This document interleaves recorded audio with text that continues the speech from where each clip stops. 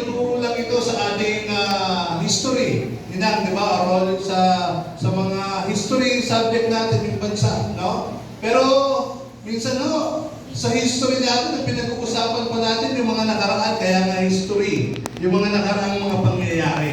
Di ba? Sabi nga ng iba, history noon, chismis na ngayon.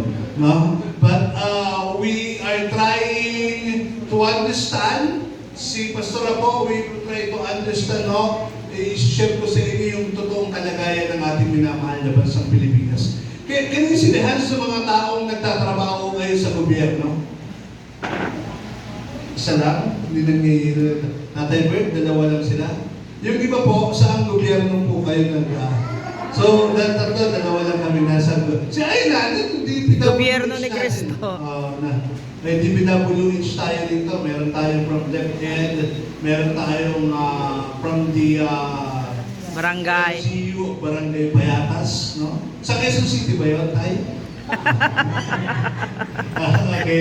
Well, allow us to share today, allow me to share today the perspective of loving the nation. Pagkasabi sa katabi, loving the nation. Paano ba natin yung ating mahal na bansa ang Pilipinas? Amen. Alam niyo, basic lang mo eh. If we love the nation, if we love our country, we are a law-abiding citizen. Tama? Kamakailan lang may nakita ko ako, pero hindi ko napapangalanan. Uminom ng palamig. Uminom ng palamig. Nakalagay sa plastic. Nalawag ko yung palamig. Saan tinapon? Hindi, sa kalsada. Kung saan siya nakatayo, doon lang niya tapos may nakalagay sa likod, Jesus is Lord. Ay? Sino yan? Tandaan natin, where the church goes, the nation goes. Kung saan papunta ang simbahan, doon papunta yung ating nasyon. Kung minamahal ng simbahan ng Panginoon, mamahalin din niya yung kanyang bayan. Amen? Kaya nga tayo, we are living dun sa mantra po ng ating spiritual director. No? Noong 2001 po ay tinuruan tayo ni Brother Edwin. Kasi yung pa naman sa pasimula pa. Pero pinalakas lang muna natin ito by 2001. Narinig natin yung Bangong Pilipinas. Narinig po natin yung isang Joel Villanueva at saka yung Brother Edwin Villanueva. Tumatayo na at nailathala po yung programa ng Diyos at Bayan. Okay, ayaw ko kung napapanood po ninyo, pero may programa po tayo na Diyos at Bayan. At itong Channel 11 ito ay naglalayon po na pag-usapan ang mga programa ng simbahan para sa bayan at paano naman ang simbahan makakatulong din sa ating bayan. Tayo ngayon ay humaharap na naman sa midterm election. Okay, pakitaas ang kamay naman ng mga botante rito. Diretso po. Diretso ba? Pakilista mo na at bigyan na sila ng ng polyetos para mamigay. Pagkakalay ng ngayon. Yung right to suffrage natin, yung pagboto, pagkasabi sa tabi, karapatan mo. Karapatan mo yan. Karapatan natin yan ay binibigay sa ating mga Pilipino. Kasi dito lang tayo nagkakaroon ng pagkakataon na maghalal ng mga pinuno na uutusan tayo. Ulitin ko po, yung maihalal natin pinuno ng bansa natin, uutusan tayo. Gagawa sila ng batas para sundin natin. At kung mga senador po ito, pasasahurin mo natin sila ng 256,000. At meron silang kulang-kulang na 2 million allowances kada buwan. Gusto rin yung mag-senador na? Sana all. Ganun yung ibibigay natin. Kung magkulong naman tayo ng congressman, bibigyan mo sila ng distrito natin ng 400 million in a year na gagastusin po dito sa distrito natin. Kung mag-aaral po tayo ng konsyal, bibigyan po sila ng 150 million na pondo para gastusin po dito po sa distrito natin. Nakita po ninyo kung gaano kalaki yung kapangyarihan na ibibigay po natin sa kanila. At kada may gagawin tayo, magdadagdag tayo ng linya, ng mga tricycle, ng jeepney, kakailanganin po yung mga pirma nila para sa mga ordinansa, para aprobahan. Without their signature, hindi magiging batas yung mga batas na gusto natin. So napakahalaga ho na piliin natin righteous leader. Pagkasabi sa tabi, righteous leader. Okay? Una ho, I would like to establish na ang isang panambahan po na katulad po natin ay binibigyan tayo ng mandato ng Diyos na alalayan ang bawat isa sa atin para pumili ng kanilang ihahalang sa dapat. Because when the righteous are in the authority, the people rejoice. Amen? Pag tamang tao ang namamahala, nagdidiwang ang sambayanan. But if the wicked rule, pag masama na po ang namumuno sa isang lugar, the people mourn, no? Nagluluksa ang bayan. Okay? So, nakaraan, nabanggit din kanina ni Marlin, Pastor Marlin kanina, about dun sa Pasig. No? Ang Pasig ko, nakasave sila ng 2 billion pesos last year by eliminating lang yung mga SOP nila. What is SOP? This is the standard operating procedure, the 20%. So if you have project like 100 million, Laki ng pera ni sa Biko. reality, Natipid yung ni 20 Biko. million pupunta na yan sa bulsa ni Eddie. Born again yun. at Anak saka ni Connie Reyes Pami. yun eh. Nasa kanila. Wala nang magagawa. Now, kukunin ngayon yung another aabot ng 12% na tax sa gobyerno. So 32% na yung nawawala dun sa proyekto. So from 100 million, may 32% na nababawas doon. Okay? Tapos, doon sa bids and award na nagpabid ng project na yun, meron na naman Hindi kinakaya ng aircon yung init. percent na naman. So, more or less, matitira na lang talaga sa project 50%. At yung 50% din, kailangan kumita pa ng contractor doon ng mga 20%. Matitira yung project mga 30% na lang. So, yung 100 million, naging 30 million na lang. Kasi napunta na kung saan-saan mga bulsa. Kaya kailangan nila sa susunod na eleksyon, sa susunod na budget hearing, kita nyo, same project pa rin yung gagawin. Sabi lang nila mayroon ng phase 2. Kasi hindi kinaya ng budget dun sa phase 1. Kaya papasok na ngayon yung phase 2. Pero same project pa rin. Okay, magtaka kung ang mga binubungkal ng kalsada, hindi naman sira. Hindi ko nga. Mas madaling ayusin ang hindi sira kaysa sa sira. Sa amin, hindi ginagawa. Okay? Hindi natin alam. Huwag ko kayo mag-alala sa amin ng sa barangay Payatas. Ang kalsada, kinain na yan. DPWH siya. Okay? Sa kanila po yan. Congressional ang budget po niyan. Okay? Hindi po kami nakikialam sa mga kalsada. Ang barangay Payatas po, para may ID lang po kayo, meron tayong tinatawag na 20% barangay development fund. Sorry po. Yun yung gagastusin natin.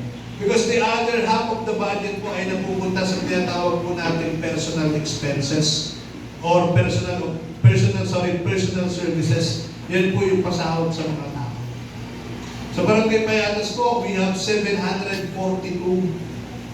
employees. Halos 1,000. Ganun kadami. Sa empleyado ho natin dito sa Barangay Payatas. And of course, hindi pa na-approve yung budget natin, but this year, we are looking forward na maibigay po sa atin yung 162 million pesos. Barangay Payatas lang. 162 million. Parang hirap din bang yun, 162, laki-laki. Okay, mamaya, papasadaan natin yan. Kaya po alaga, kung yung 2 million na yun a year ay mapupunta sa Senado, inamaan sa Senado, dapat tama yung umawak ng pera. Yung 400 million na yun mapupunta sa congressman, dapat tamang congressman. Yung 150 million na yun mapupunta sa isang konsehal, dapat tama. Kung 162 million na yun mapupunta sa barangay kapitan, dapat tama yung may ilalagay natin. Maliit. Kasi pag hindi tama, yung Maliit lang. ano mangyayari? Ano mangyayari? Yayaman mo sila ng yayaman. At sa susunod ho, yung anak tatakbuhin nila. Bakit? Nakaipon na sila eh. Huwag kayo magtaka kung bakit may mga dynasty. Bakit pare-parehas na pangalan? Nakaipon na yung tatay. Nakaipon na yung nanay. Nakaipon na yung anak. At meron na silang pandapat. Ang sad reality ngayon ng ating minamahal na bansang Pilipinas, sorry po, marami sa atin dito inaantay na mabigyan ngayong eleksyon. Buti nga ako dito sa inyo, wala pang umuwi ng probinsya kasi medyo malaki ang bigayan doon. Pero Hinin nyo. Yari ka na Diba? naman. Tama ba ako? Yung mga nasa probinsya? meron isa. Doon po, ang mga bukal nila doon, may hinang 3,000, 4,000 kada isa. Ang mayor ho doon, nagkikinsi-milan pa sila. Lalo daw sa mga probinsya like sa Mindanao, sa Visayas area, napakalaki. So, how can we elect a right leader kung tumatanggap tayo ng bayad mula sa mga politiko na yun? But the Bible is will share us this morning anong kalagayan ng bansa at paano tayo makakatulong sa pagluluklok ng tamang leader sa ating minamahal na bansang Pilipinas. Bilisan ko na lang po in Exodus chapter 18 verse 21, ang sabi po rito, but select capable men. Pagkasabi sa katabi, capable. Select capable men from all the people. Men who? Ano po? Fear God.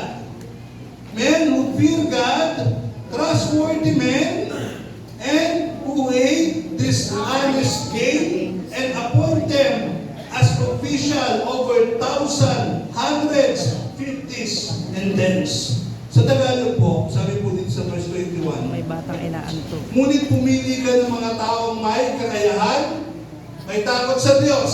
Sabi sa katabi, may takot sa Diyos. Mapapagkatiwalaan at di masusuhulan. Parang ang taas ng standard, no? Parang sarap gumawa ng batas na pag hindi dito lumagpak yung mga opisyalis na yon, na tatakbo, huwag na natin papayagin ng COC.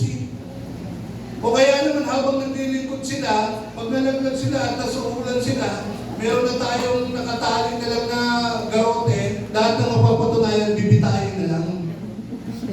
O kaya, pwede siguro gumawa ng batas ang presidente 10 taon na. Ang panunungkulan, gawin na natin 12. Pero pagkatapos ng 12 niya, isisili electric na siya. Okay ba yung ganun batas? Hindi ba eh. Ang atin no, dito, nakakalungkot, pagkatapos ng 6 years na pagka-presidente, hindi ba yung magsasawa? Tatakbo pang kongresista yan. Arroyo yan. Tama? Pag hindi pa sila nagsawa ng kongresista, babalik pa yan. Baka mag-mayor pa. May nakilala akong presidente na, nag-mayor pa uli. Kulang na lang barangay captain. That's greediness. That's greediness. Again, kung maglulok-luko tayo at pipili tayo, piliin po natin yung may takot sa Diyos. Pangalawa, mapapagkatiwalaan. Pangatlo, ano sabi? Hindi masusuhulan. Okay. Ngayon ho, may papakita lang ako sa inyo. Sister Aina, pakilabas lang natin.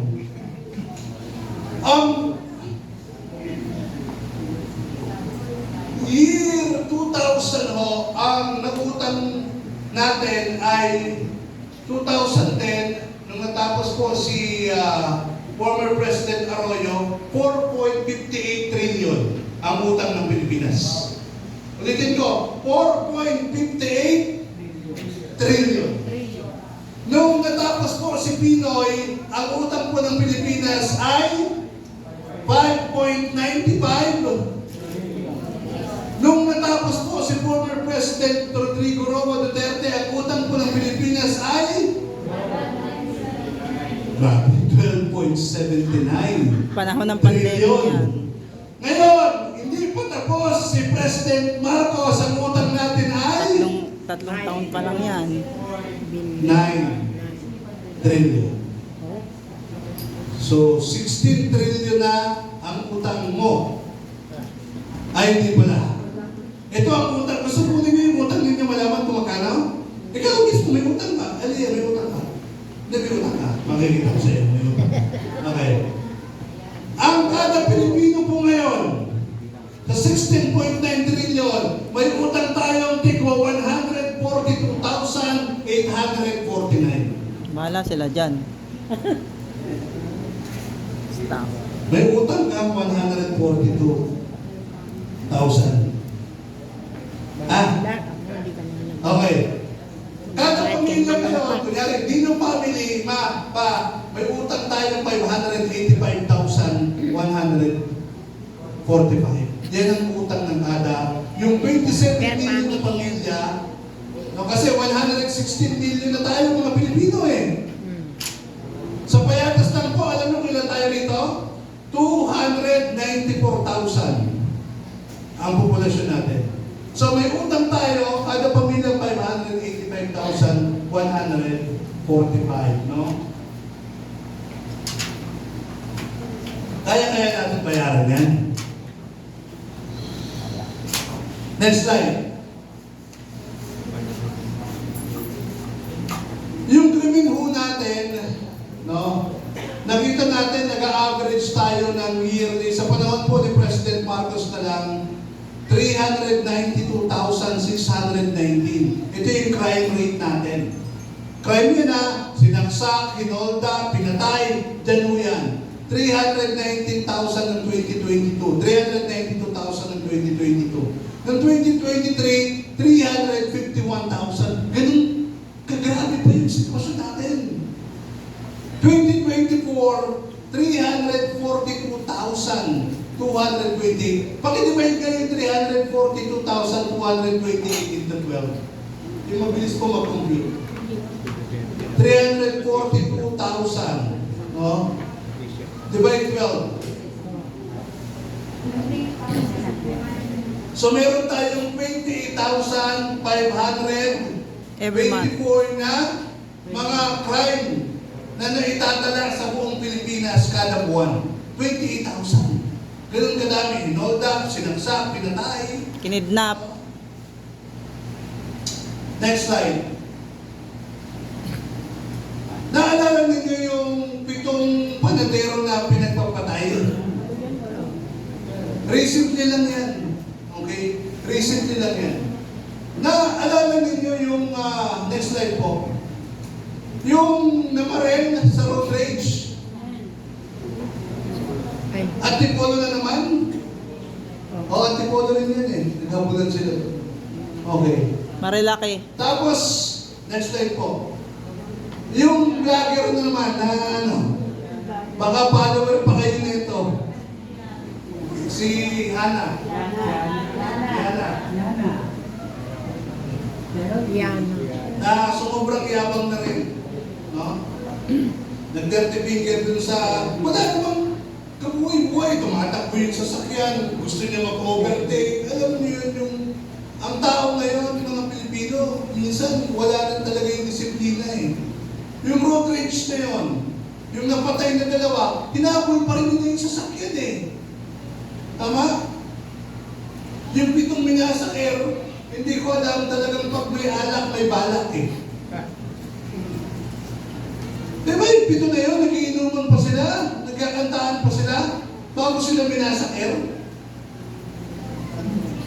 Next slide po. Yung flood project, ano na kasi, magtatagulan na naman, nakapag-swimming na ba ang lahat? Hindi pa? Eh, tabi nyo yan, reserva nyo sa Tagulan. 2026 yan. Papasok na ng tagulan. Alam nyo ba, nilaanan tayo ng 556 billion na project noong 2022 para sa flood control.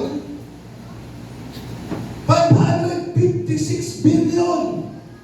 Nung umulan sa Bicol, bagsakan lahat ng tulay. Ilang bilyon yung nakuha nila para sa flood control nila. Pero bagsakan ng tulay. Naalala niyo yung tulay din? Yung bumagsak, nagagawa lang. Saan lugar yun? Kabagan. Parang sa norte, di ba? Parang Kabagan. Sabela. Isabela. O, somewhere in the norte. Isabela, nagagawa lang, kaka-turnover lang. Ginastasan ng 1 billion, bumagsak din kami ng tulay. With so much corruption, no? Yan ay, ito ho, hindi ho ito, yan ho ay katotohanan dahil tayo ho, nung nakaraang mga tagulan, nakikita talaga natin yung report na yan eh, tama? Nababasa natin yan. Hindi yung gawa-gawa, nasa television mo yan. Okay? Next slide po. Ano yung nakita nyo? Ha?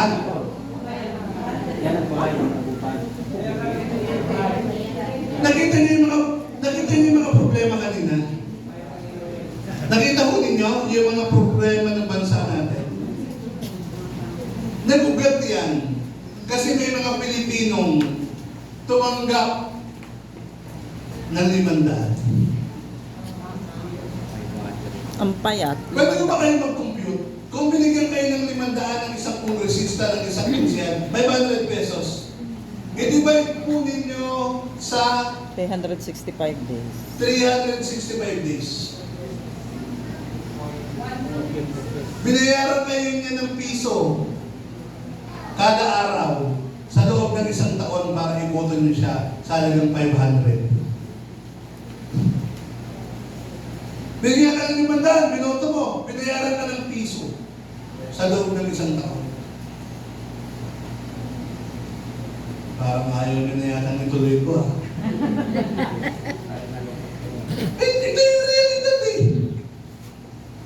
Ngayon, pupunta na naman. Kahapon medyo mainit yung panahon. Parang gusto rin uminit ng ulo ko, pero nagkukontrol ako. Bakit? Punta ko dun sa isang lugar, sabi ko, ang dami nga namang tao. Parang ang sarap nila ipahuli.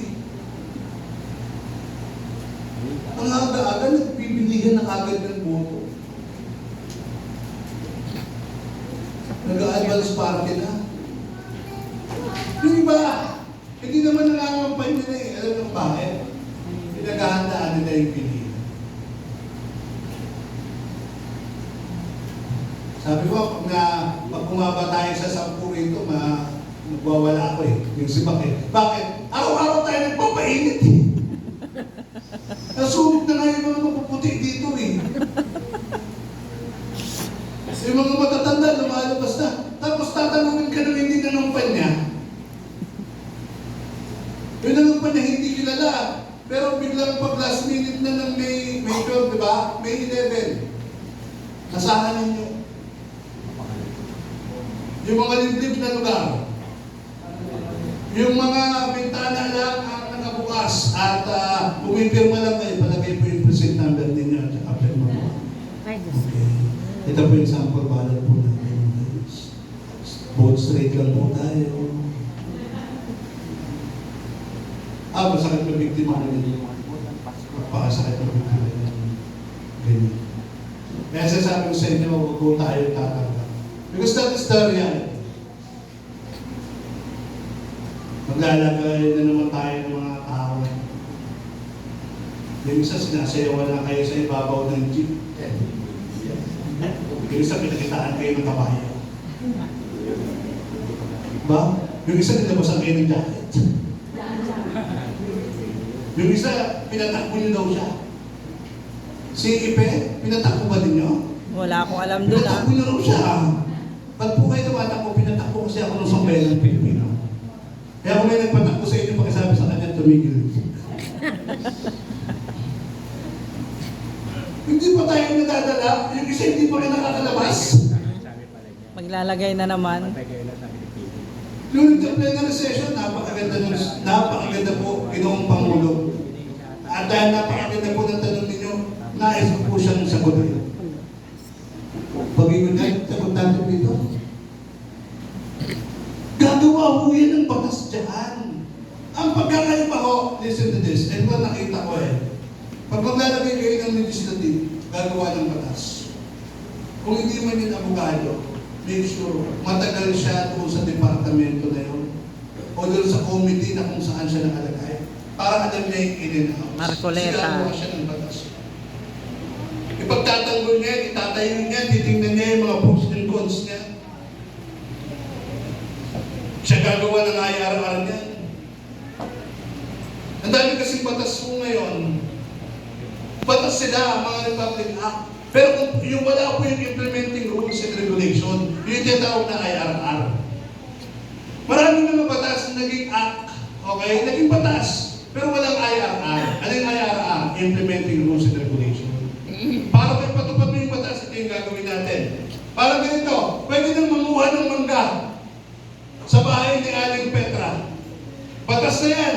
Pag nakikita niyo yung puno ni Aling Petra may mangga, pwede din nang kuhanin. Pero dapat may rules tayo. Ano yung rules? Una, pag nakita mo may bunga, kakato ka muna sa pintuan ni Aling Petra.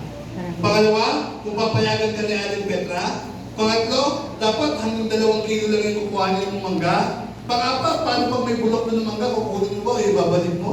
Ganun po yung implementing rules. Hindi po pwede basta batas. Ito na agad. Dapat may implementing rules. Marami mong kumuha ng batas. Pero wala silang implementing rules. Hindi nila alam kung paano nila ipatutupad yung batas. Nahihilo ako, Okay? brother. So, we need to choose right person who can make Nahihilo ako. legislative act para sa atin na talagang matatapos niya hanggang Salamat po. dulo. Kasi minsan marami mga batas, ang ganda-ganda ng batas pagdating sa dulo, hindi pinuntuhan. Wala rin yung batas. Masayang lang. Okay, mabilis na lang po. Choosing a godly leader is choosing a right leader. Amen po ba? A godly leader is, once you choose a godly leader, nakakapamili tayo ng right leader. Alam niyo po si Jethro, dumating po sa punto ng buhay ni Moses na sobrang aligaga siya. He is living like 2 million people that time. Siya nakikipag-usap sa mga hinuan, ganyan. Sabi ni Jethro, yung ganyang manugang, mali yan Moses na ginagawa mo, hindi mo sila kayang harapin. Choose someone who fear the Lord. Maghanap ka ng may takot sa Diyos. Maghanap ka ng mapapagkatiwalaan at maghanap ka, Moses, ng hindi masusuhulan. Yun po yung ginanap ni Moses.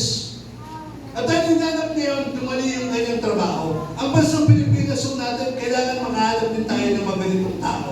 Una natin hahanapin, the first leader na hahanapin natin is a leader with integrity and principle. Pakisabi sa katabi, integrity. Pakisabi, principle.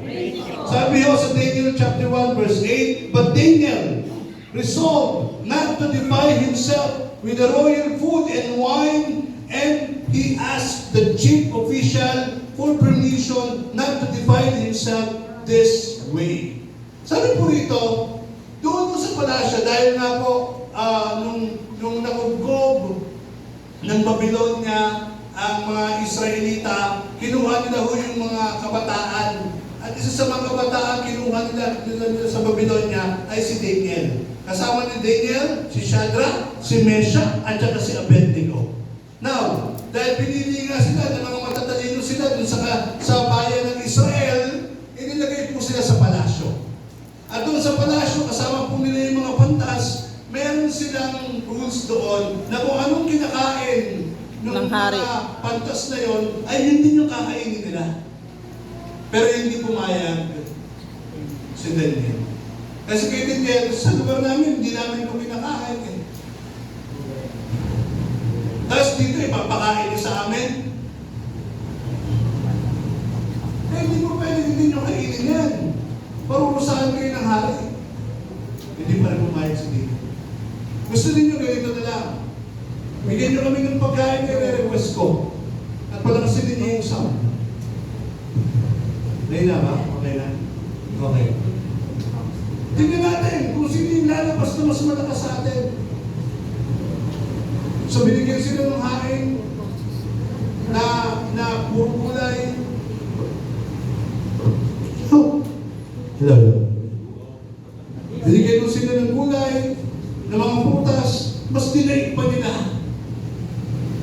yung mga kumain na pinakakain doon sa Royal Palace. Kahit maparusahan mo sila, kahit hindi Hindi po sila bigyan ng pabor ng hari. Basta wag lang nilang suwayin yung pinag-uutos ng Panginoon. Doon po pumosisyon si Daniel. Ngayon ho, we choose a leader with integrity na kaya pong tumayo sa tama at kaya manindigan sa tama. Marami pong mga leader ho ngayon na nakita mo na nung nakaraang panahon nandito, ngayon lumipat siya, tapos ang lilipatan niya, yung dati niyang isinusuka, ngayon yun na yung kanyang sinasamahan. Andiyan mo kayo? Sabi ni Manuel Quezon, I will never forget this. Sabi niya, my loyalty to my party ends when my loyalty to my country begins. Ang katapatan ko sa partido ko, hihinto pag nagsimula na ang responsibilidad ko sa aking bayan.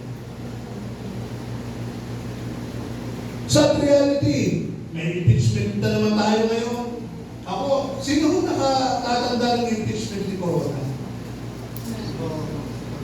I remember the former Senator Miriam Defensor Santiago. Isa ho siya sa mga hindi pumirma na may impeach si Corona. Parang to name you, parang sila yung nangyata ni President Marcos yun. Pero bata pa po ako nun eh. Pero pinakikinggan ko, sobrang na-amiso ako sa kanya kasi how he lecture yung kanyang mga kasamahang mga senador. No? Eh, pinapaliwanag din niya, sino sa atin yung nagsasabi sa atin ng totoong salin dito? Ginagawa nyo lang nila din. Sino nagsasabi sa atin ng totoong salin dito? Wala makaimig sa kanya. Bakit? Lahat sila, may mga taako naman talaga sa salin. Tapos ngayon, ipinipresecute natin yung isang mama na halos so close naman yung salin. Hinahanapan natin ng mutasyon sa mama na halos deklarado naman. Merong konti, may mga iba na hindi deklarado. Pero parang sa inyo rin naman yun eh. Parang gano'n din naman kayo eh. Pero in-impeach nila. Sa reality, 20-50 million daw sabi nila. Ngayon, we are facing another impeachment na sabi nila, allegedly, pwede ko 150 million na naman daw na project. In the form of project, na ibibigay ko sa mga people. Hindi ka naman, kung ikaw kongresista, hindi ka naman kapag-isip ng tama. Dahil nung marinig mo na may 150 million, nag-iba agad yung tono ng pera sa'yo. Pero may isang congressman sa Mindanao na hindi Oo. Assessment binigay yan. 150 million dun sa araw ng Pero ang prayer ko naman, lumuhod talaga yung dumaan sa due process. Makita nung sa Kita ko pera kanina ko lang ulit nakita. paladaan natin sa due process. Why? Because kung kayang gawin yun sa isang pinakamataas na opisyal sa ating bansang Pilipinas, ano ang produksyon natin mga maliliit? Nakuha ko din yung punto. Kaya magkakaroon tayo ng mga tao na talagang nag-iisip, leader na mayroon talagang integridad, at leader talaga na may courage, no? Hindi natutuwag. Pero si courage na tumayo sa totoo, tumayo sa tama. Kayo rin no, sa ating personal na buhay, labas lang tayo ng konti sa gobyerno. Do not live a life of compromising. Kung ano yung tama, yun mo yung maging buhay mo natin. Kung ano yung totoo, yun yung nakala natin. Never live in lies. Pag kayo mabubuhay sa kasinungalingan, I remember someone, many years ago, a friend of mine, Handa ko muna yung ating. kinahihiya niya na tagapayata siya. Merong ganun dati. Taga saan tayo? May binabanggit siyang subdivision eh. Sa I don't know kung North binago. Fairview, sabi niya. Alam mo, ang ganda ng kwento niya. Sabi niya, sarado kasi yung bahay namin ngayon eh. wala yung parents ko, nahiwal na yung suicide. Dito na lang tayo. So parang pinala nila dun sa somewhere na kainan dun sa... Unfortunately, may dumating siya nakakilala. Sabi sa kanya, ano oras ka mali sa urban kanina? Sabi nung kasi, saan yung urban? Doon sa ano? Sabi nung, ang sumagot nung tinanong saan ng urban, yung nagsabi niya sa urban, doon sa may tambakan! Bakit? Sabi nung, taga doon ka ba? Hindi siya makalim. Taga doon ka ba? Taga doon yan! Sabi na naman ng isa, taga doon yan! Kapit-bahay ko yan eh! Sa doon niya. Bakit mo pa kailangan Magsinungaling. itanggi yung merienda? Na dito sa lugar ko natin, ang daming mayayaman dito. Tama? Amen. Ha? Amen. Ang daming mayayaman dito. Amen? Maraming pinagpala ang Diyos. Amen? Palapakan po natin ang mga... Basta hindi ako nakapagpigil din sa post ni President Chadwick. May nahuli sila. Nagtapo ng basura. Totoo naman yun eh. Yung pugong yung Valenzuela na tapo na naman talaga yun. Karamihan eh. Na mga scrap. Bakit? Yung mga junction natin doon sa kanila nagbibenta eh. Doon tinutunaw yung mga baka. Doon binubuo yung mga bubog. Kung tutusin mga ang dami pinayamang negosyante ng mga taga-payata sa Valenzuela. Tama? Kailan ba nagkaroon ng payata sa Valenzuela? Ano, gusto mong gawin landfill to? Sabi niya. For me, siyempre, kung meron namang tatay ko din, ako at saka si Kapitan, because barangay administrator ako, tama? Taga-payatas ako. Sabi ko, konting respeto. Ingat-ingat tayo sa pag-nindra. Nakarante may pinaward sa akin yung isa namin na tauhan. Sabi niya, pinag-uusapan yung bako ng hininga. Yung babae na vlogger, oo na, paasadahan na naman ninyo. Bako na hininga mo, parang taga-payatas. Sobra ako nakakapamilya. Bigyan ng... Hindi ko na mahanap yung video ng babae. Ipapaperso ko na yung grata namin. Totoo! Bakit ito pinag-iirapan natin? Ayusin ito, tama? Tagal-tagal natin eh. Binibigay yung best natin eh. Andiyan na yung dahil ninyo. Bago magkatapos sa nanoy, andiyan na yung pure gold ninyo. Amen. Andiyan na yung container pa ng hospital ng release natin. Andiyan na yung Payatas University sa likod. Nililinis na nila yun. Lupang pangako natin, dalawang beses na pumunta yung city, gagawin na yung true story ng palengke natin dyan. Tagal natin eh. Tapos itong mga to, Tsaka maganda naman na yung ano eh. Greenland, yung Greenland. kung talaga may pagmamahal tayo. Pero kung wala sabi ko, okay lang, Payatas na yun, hindi naman talaga pera. Gagawin-tubig ng Payatas na yun. Pero minsan kailangan ipanganak sa puso natin yung mga prinsipyo. Hindi mo kayo magiging-pag-away, tatayo lang kayo sa tama. Pag alam niyo yung tama ko, kayo mahihiya magsalita kasi tama naman yun. Yung mga mali nga, sumisigaw pa eh. Ipinangangalandakan pa nila yung kamalian nila eh.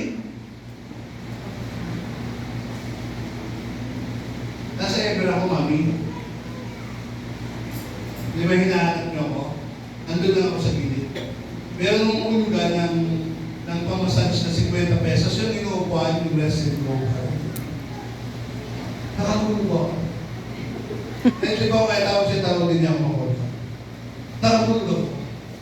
Pag-ising ko, ginagano yung mukha ko. May dalawang lalaki na galing sa harap ko. Nakaupo din doon. Diri-diri ako, hindi ko na matagalan pa ako eh, kasi nakaipit pa yun. Ano yung bansa natin? Dati pag gano'n, nagtatago ka tama? Kasi takot ang bumili. Proud and loud nga sila eh. Kasi pumukulong na, ay saan pumukulong? Sa drum na blue. Tapos pinapa-out ka. Ano ka? Ha? Bakit Babae po ako. Ano ka? Sanay na ako. Pero ngayon, sobra. Alam mo yung masarap ng tulog mo, tapos yun yung maaabutan mo. Magigisingan. Bumabagsak na yung moralidad ng marami ngayon. Choose someone ay pagtatanggol yung moralidad na yan. Ako, if I have a chance, I'll talk to Mayor. Kay Mayor to. Matapusin ko lang yung election. Mayor, pwede ko pang tigilan yung pagkakasal ng lalaki at babae sa babae, Mayor. Yung private, nagkasal na naman siya. Kung meron akong pinagdagan doon sa kanya yung bagay, magaling siya ngayon. Bagsak lang siya doon sa ano. Pero i-appreciate mo yun. Ang gagawin mong legal, yung alam naman ng natin na sa Biblia nakasulat na mali. Pag nakasulat sa Biblia yung isang bagay, pinaprubahan nyo ng Diyos, tama yan, hindi mo na po pwede baluktutin yan. Ayan mo kayo? What is written in the Bible, tinundo ka na ng Panginoon, yan ay yung tama at yan magiging basihan natin. Amen? You know what the Constitution, the preamble natin, dito yan, ang saligang batas ng Pilipinas, ibinasa yan sa Biblia. Are you with me? Kaya kung nanunumpa sila, kita mo, saan sila nanunumpa? Di ba sa Biblia, every time na nananalo sila ngayon, mananalo na naman sila. Manunumpa na naman sila sa Biblia. Symbolizes the presence of God. Mas ganun na naman yung gagawin niya. Please, just the leader with integrity. Of course, yung may mga prinsipyo, choose this leader who's wisdom and discernment. Butawan discipline. And meron nung tumatakbo doon na congressman. May paktuhin. Hindi masyadong matagal yung usapan. Pero very good yung kanyang wisdom.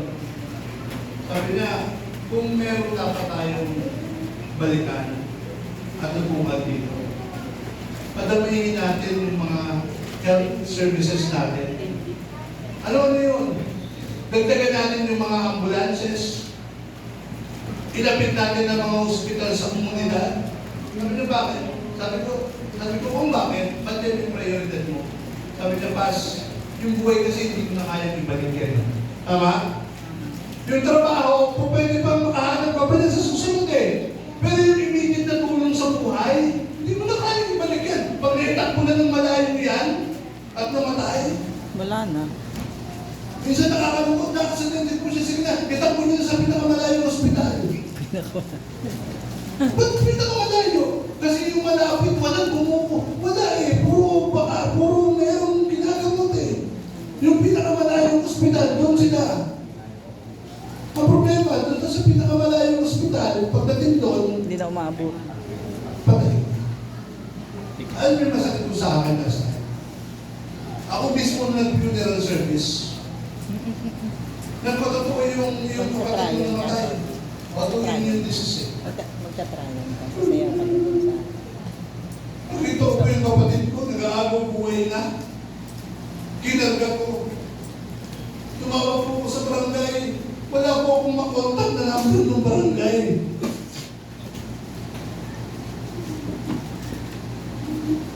Tumakbo po ako sa barangay. Gamit ko lahat ng ambulansya. Ano yung masakit mo sa akin? Tinawagan ko lahat ng mga tao. Sabi ko, ba't meron hindi na kontak, Pastor? Meron lang po na kontak, Pastor. Hindi po natin na-update ako. I-update nyo na yan. Mamaya nga ako, gusto ko updated na ako yung listahan na yan. I-post ninyo kaya nagkabaso ng bagong mga numero yung barangay na yan. I-post ninyo, siguraduhin nyo na kukontak yan. Yung ambulansya ko, bakit ka ako wala tayo ambulansya? Pastor, 4 lang po yung tumatakbo natin ng ambulansya. Napakalaki po ng barangay natin. Totoo naman, hindi rin naman natin masisisa rin. Kasi, unang-una, ang laki ng barangay natin. Maraming tao. 4 na ambulansya, kinukulang talaga. Kahit nga 10 pag Kaya- kukulangin po. We pray na nawa yung mga budget natin sa susunod, may lagay talaga natin sa health building sa barangay natin. After namin mag-usap, sabi ko may wisdom itong mama. Praying naman natin. Gusto natin manalig may mga totoong puso at pagmamahal talaga sa bayan. Leader with integrity. Yung may share na ako sa inyo. Pamilya naman tayo rito, tama? Tama? Yun naman din ako. Ito. Remember the dialogue. In the beautiful. Yan lang yun eh. Tama ka kasi lang yun eh. The first time na pumunta sa amin yan, sa opisina ko po, pure gold muna. Honestly, ang tagal na pala nilang gusto magtayo dito. Oh. Pero nahihirapan sila. Nahihirapan sila sa ganito, nahihirapan sila. Sabi ko, huwag na huwag kayong mahirapan. Akin ako. Dadalhin ko kay Kap, mabibilisin natin yung resolution. Wala ko kami ibibigay. Wala kayong ibibigay. Gusto ko lang may pure gold na ang bayatas. Tawag na rin Kap. After ng resolution, hindi sila makapaniwala eh. Sumunod, pumunta sila kay Kap para manatiwala sa atin eh. Pumunta sila kay Kap. Punta sila kay Kap, Kap. Salamat po na pirmahan po yung ano po ba yung may tutulong namin. Alam mo na yung ibig sabihin nun eh. Sabi ni Kap ganito, ito din man, kaharap po kami. Pag naitayo yung pure gold na yan, ito lang po ang makiusap ko. I-prioritize po ninyo yung mga tagapayanas sa trabaho. Mga tagapayanas po ang buhatin ninyo. Amen? Reality! After po niya na-establish niya, nagbayad po kami sa bayanas. Yun po yung i-change namin doon. We don't ask anything. For the longest time, tagal-tagal ninyo, nakatiwang mo, gusto natin, hindi nangyayari. Pure gold, ay yung Jollibee. Hindi ko makakalimutan mo yan. Halos araw-araw nun, buwabalik ko sa akin yung manager niya. Sabi niya, admin, maraming salamat po. Sabi ko, bakit? Tuloy-tuloy na po yung gawa namin. Sabi ko, ganyan naman talaga, may permit naman kayo. Tama, may resolution kayo. Hindi gumawa kayo dyan. Sabi ko, basta kami pagka-tayo na yung Jollibee ninyo, pag-order lang ako, pabilis-bilisan naman ninyo. Kaya nalungkot ako mami, nung isang beses na nga lang kami kumain ng pamilya, pagtugtog ko ng 9 o'clock, take out na lang po. Parang nalungkot ako ah. Okay na. But before that, nung pumunta sa akin yung contractor, dyan, sabi ng contractor, sir, thank you daw po, sabi ni boss. Before Christmas yun. May konti pong sobrang yun. Kung pasensya na po, parang kapal-kapal niya. Hindi yung sa ayaw ko, pero ganito na lang po. Di ba mga items, di ba? Bigyan niyo lang kami ng bucket ng Jollibee kasi naglilihim kasi yung mga stock ko. Almost 1 week, may dala laging isang bucket na Jollibee doon. Ngayon, pag pupunta kami, haharap kami, kakausapin kami ng mga manager. Ayaw ko tumingin sa kanila, sasabihin ko, hindi kami nanginisip. Amen. Nakita niyo yan. Yung hospital on Wilson natin, yung kausap po namin for the longest time, pabalik-balik na sila dito sa Payatas. Natanggihan sila. Bakit? Wala naman kinakain.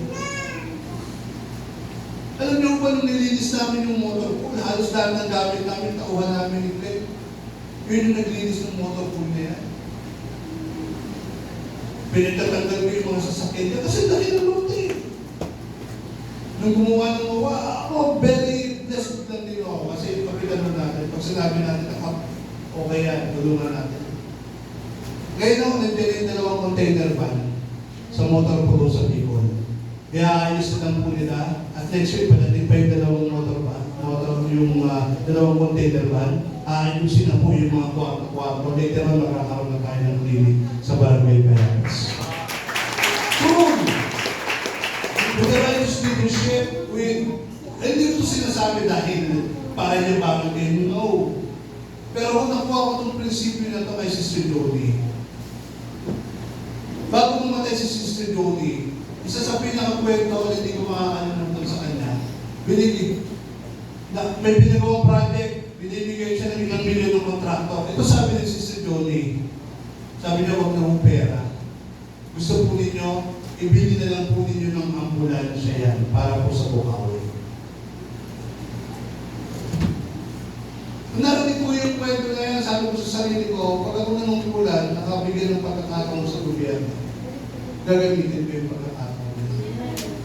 Gagayahin ko yung pagkakataon. Mas maganda yun eh. Kasi napakahirap nung ipakain sa mga Legacy. Yung pera na nakasimangot. Alam niyo, yung pera na nakasimangot, madala siya nasa traffic eh. Yung pera na nakasimangot. Sir, nahuli po ako dito. SPO3. Ano 3? Alam mo naman tayo na yun. Sinakuli sa'yo, SPO4. Alam mo, taas naman yun. I mean, magsisimula ako sa atin, pagpili yung mga leader na may improvement at saka may gusto. Lumapit ko sa akin, mga 5 minutes na ako, magtatapos na ako. Doon din sa patay. Oh, ba't nagmotor ka? Sabi ko, bakit? Di ba admin ka? Oo, ako, ano problema ba? Bumotor naman talaga ako.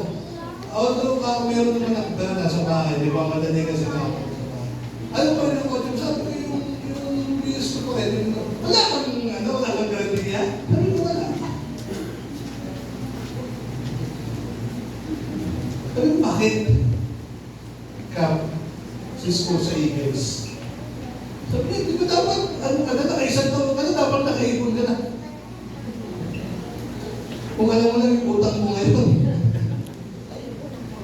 Diba? Babayaran ni Lord yun.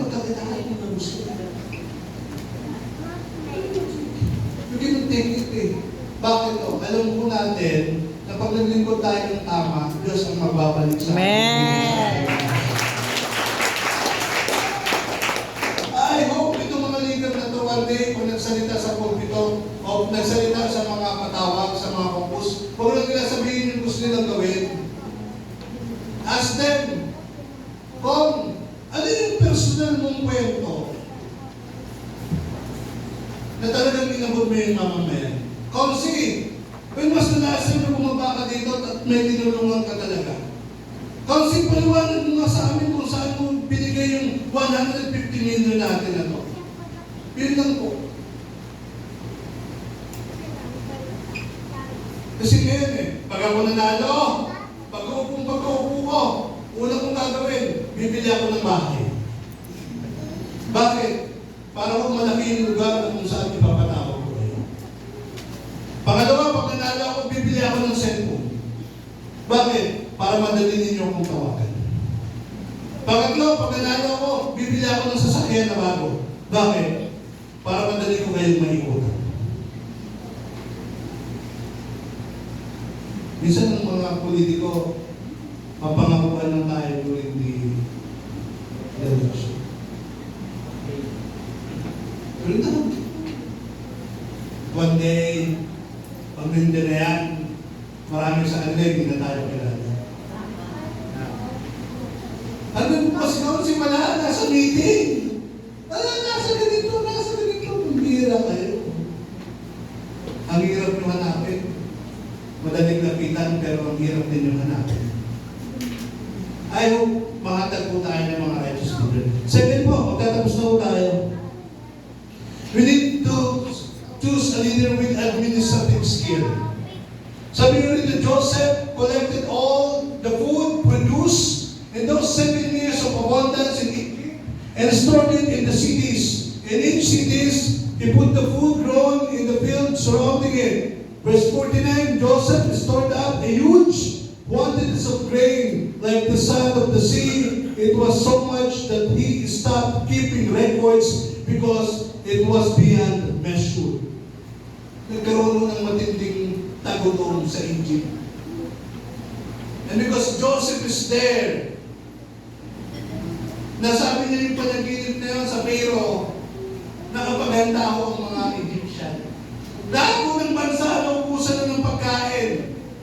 Pero yung Egypt lang ang meron through the leadership of Joseph. Tingnan niyo, sabi niya, collect all the food produced, no? Store it in the city and keep record on that. Alam niyo, isang leader, dapat kaya nang ikwento sa inyo yung magsisimula, ano yung pagsimula, ano yung gitna, at paano yan matatapos. Kung paano niya yung gagawin. Hindi po pwedeng pupunta siya dito, ipapangako nito, gagawin niya, tapos bahala na kayo dyan. Dapat ang hanapin natin leader, administratively, meron talagang kakayahan. He can facilitate, he can talk. Huwag kayong maghahanap ng leader na ultimong magsalita sa harapan ng tao, hindi makapagsalita. Bubulahin lang tayo na. Look for someone na kaya na ipaliwanag kung paano niyo po ito gagawin. Kasi paano niyo po ito gagawin. Pag nagka-problema po kami dito dahil dyan sa tiki na yan, ano po yung solusyon po ninyo? Sabi mo rito si Joseph, this is a man of integrity and moral strength. Balikin din yung background. Yung leader ninyo, dapat malinis din po yung kanyang buhay pamilya, maayos. Pag yung buhay niya, pamilya niya, hindi niya kaya ayusin, paano niya paayusin yung bansa? Are you with me? Tinutino ninyo, baka ang daming problema. Nananakit ng asawa, may record na ganito. Tingnan din nila yung leader, baka siya mismo, hindi marunong sumunod Hindi sa batas. nagsusustento sa anak. Si Joseph po, inubog na rin naman na siya ng panahon. Pero isang bagay na nakita ko sa kanya yung servant leadership.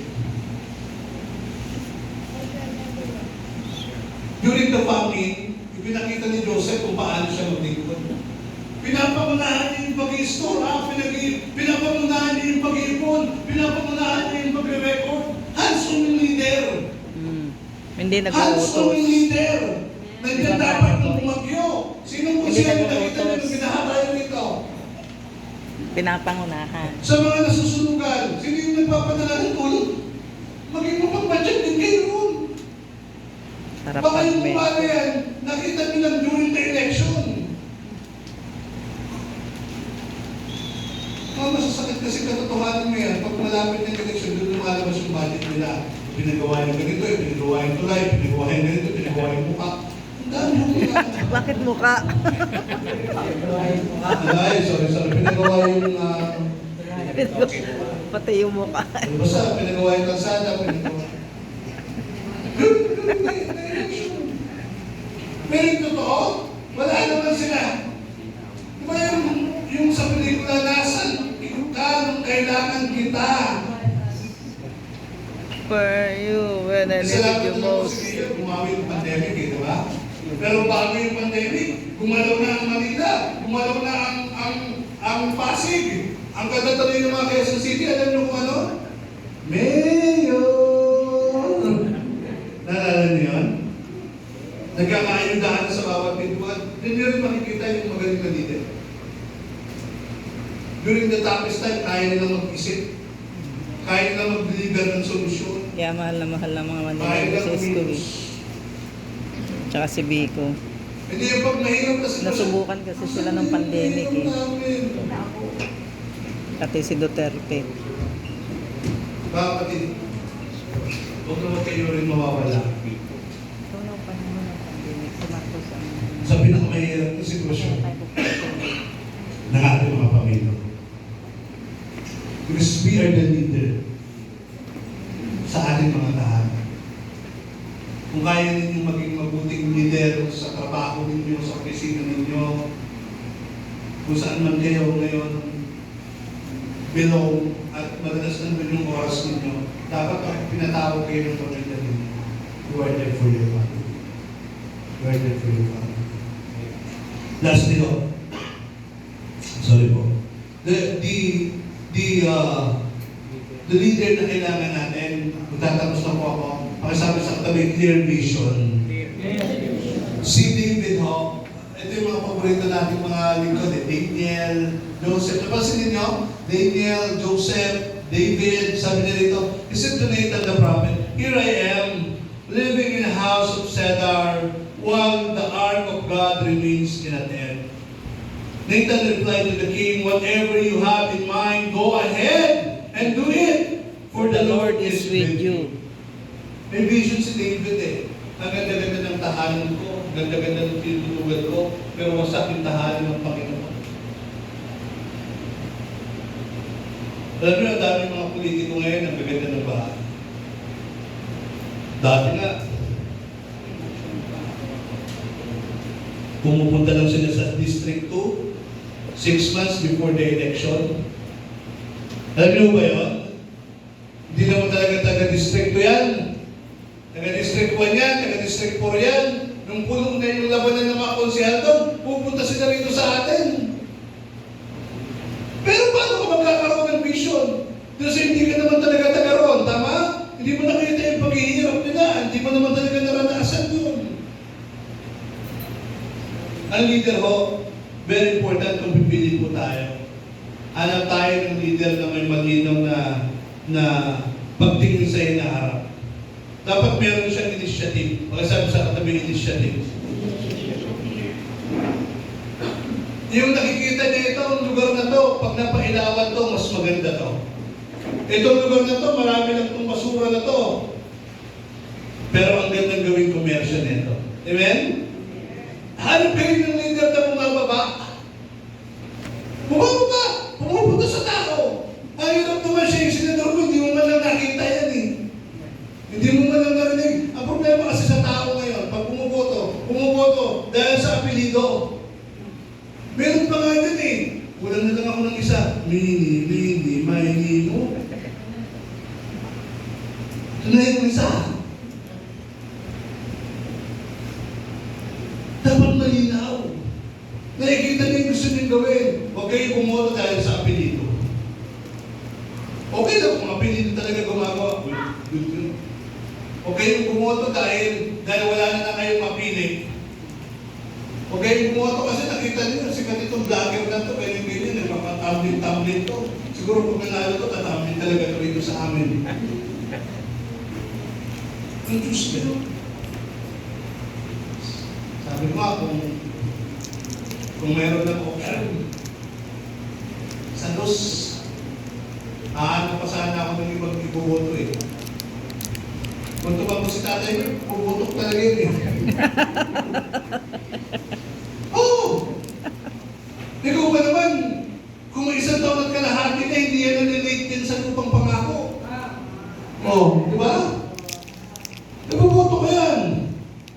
Ilan na napakain ng Jollibee nila sa Phase 4. Di ba? Ilan na nabigyan nila ng school supply. Eh, mas naramdaman ko pa nga yan kaysa doon sa mga tumakbong councilor na yun eh. Andiyan na ba yun? Si Mabits na lang, mananalo na yan, magkakagawad din eh. Nadami ng tulungan ni Mama, yan naman bukas sa Phase 4 na hanggang madaling araw. Di ba, mga bata? Ang dami mo kasi tao na capable. Bakit nagsisisikan tayo dito sa ilang mga tao na to? Tama? Sila lang may matalino? Sila lang may isip? Or sila lang talaga ang may pera at kaya mag-focus pagdating sa alam? Sa reality. Bakit?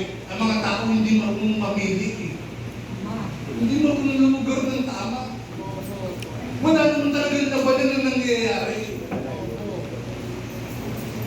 Basta ako hindi ko sasayangin yung boto ko. Yung iboboto ko kahit hindi. Saan kasi? Ano na yun eh?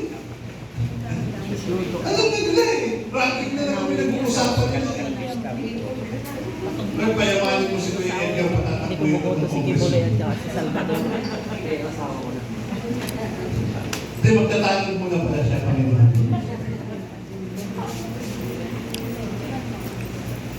Wala naman silang vision eh. Wala naman silang binabae. Kaya nga ako, buboto ko talaga yung binigyan tayo ng kape. Buboto ko yung binigyan tayo ng popcorn. Alam mo bakit? Nakatingin tayo may popcorn na lang eh. Kahit kape na lang eh. Kasi iba malaki. Pero kung pagpipiliin mo ako, kung yung nagpa-popcorn at saka na gano'n, may ginawa talaga magandang programa sa library. Nagkatrabaho yung 20 na tao na hindi lang palang dalihan na pang-picture taking lang. Ano yung masakit ngayon? Maglalagay ng programa, tatawagin ng mga barangay official, nasabihin, pag-picture mo tayo. Ito po yung livelihood project natin. Paano may patay na yung livelihood project na yan? Bakit? Yung pondo na, kakak na. Ang natira na lang sa tindahan, screen na lang. Wala na yung bigas. Mga papalagpungan ng mga really. Sinasabi ko sa inyo kasi nakita ko ng mga bata. I mean there. Sa totoo lang, wala pang malapit sa akin. Na pastor, bayad tayo ng 500 tao. Pero dun sa ibang mga kilala ko, nilapitan na sila. Sabi ko, nagtatampo ako, ba't ayaw niyo ako lapitan? Si Baka daw kasi.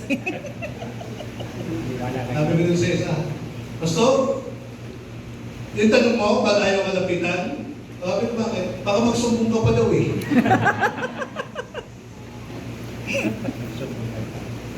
Hindi nila ako mapigilan sa sibak eh. Masakit sa kanila yun, yung nakaraan. Si Kapras nga eh, nandun sa nagkasama si Avalos, di ba? Diba? Naghahatid ng t-shirt. Sabi niya sa akin.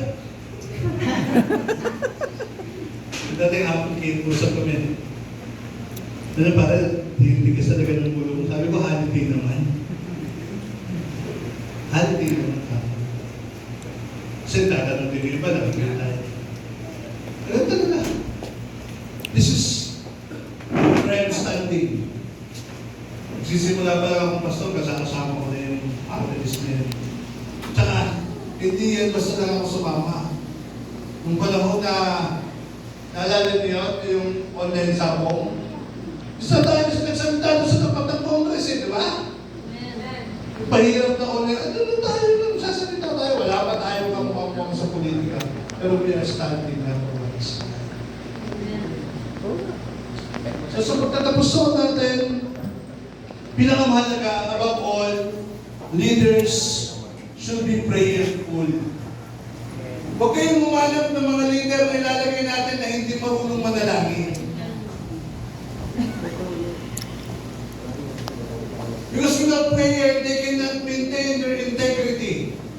They cannot maintain their administrative skill and they will not have a clear vision. And then po kayo? Kaya ako, sa mga pangyayari ito, nawa ako ngayong umagang ito, nagkaroon tayo ng konting kamalaya. Kaso ba parang hindi magaganda yung nangyayari sa gobyerno naman natin? Meron naman yung magaganda. Kaso, ito yung conclusion ni Pastor. Ang masakit na realidad, niro-Robin Hood tayo. Ano yung Robin Hood? Anong ginagawa ng Robin Hood? Nagnanakawan sa Nanakawan ng pagkalaki ng titirahan tayo ng konti. At yung mga konti na yung akala natin at nakilaki na sa atin. Bigay, bigay, bigay, bigay. Pero portion lang yun. Magpunta na dito ng 1,000 na tig 1 kilong, na tig 5 kilong bigas, magkano lang yan? Wala pang 250,000 yan. Compare sa millions of peso na nakukuha sa isang proyekto. 200 mo na. 2,000 mo na, bigyan mo ng tig 5 kilong bigas. Wala pang 500,000 yan. Gawin mo ng 3,000, gawin ng 4,000, 1,000,000 na. Pambigas na yan. Grabe ka na noon. Iba na yung impact ng sa lugar. Yung mga natutulog, kalalagdag na sa higaan, nabigaan ng mga kilong bigas na dito. Para na yung mga tao nagagawin. Pero hindi nila alam. Yung pera na pinanggalingan na yun, portion lang yun. Doon sa pinakalabangan nila ng gusto. Hindi nila alam yung politiko, tumawag ka sa may Subic at nagpapadeliver ng isang sports car. Nakabili na naman ng property si ganito sa ganitong lugar. At magugulat po kayo pag nabalitaan ninyo na yung mga malalaking establishment dyan. Mga nagmamayari nila sa gobyerno lang yun. That's why we need to pray. May kahansin ang gobyerno natin na kailangan natin ng intervention ng Panginoon. I hope and I pray this morning, buksan yung kaalaman, hindi tayo nagagalit sa kanila, pero hindi natin sasayangin ang pagkakataon na makapagluto tayo ng mga tamang tao sa gobyerno na pinagkatiwala sa atin ng Panginoon. Tayo po natin tumayo, awitin naman po natin yung Heal Our Land. Kasi matagal na po natin gusto, pero hindi natin alam kung paano magsisimula. Allow ourselves today that our prayer will be